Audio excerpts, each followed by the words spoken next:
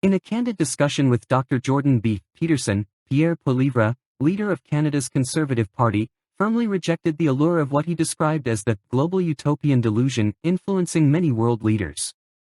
When asked how he plans to resist the political pressures that have led other conservative leaders to adopt left-leaning policies, Poilievre responded confidently, "I know better."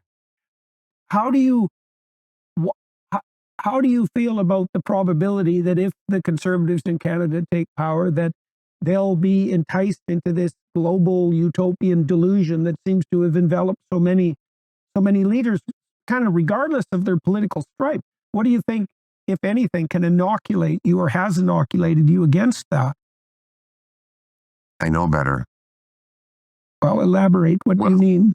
I'm not going to do that. And it will be hard because the temptation will be, this is the mistake that conservative parties around the world have made countless times. They think, well, anybody who's got a conservative mindset is already voting for me, so I can go off and chase the ideas of my political opponents, and then everyone will love me because I'll have the conservatives due to the fact that I have the name conservative, and then I'll have all these other people because I've embraced their contrary direction. And in the short term, it works because you manage to have all of these people under, and all of the different political ideologies captured in one tent. But the problem happens when the policies are a disaster. And then people wake up and go, oh my God, my taxes are now up, the inflation is out of control, the deficit is spiraling, there's crime on the streets. So does the temptation exist to try and take on the political policies of the socialists in the short term? Sure, but it's one that I will fiercely resist because I know that by the fourth year of my mandate, people would be enraged because their lives would be even worse. So it will be tough, though. Like, it's going to be a trade-off. Temptation. I mean, I think many leaders fall prey to the temptation.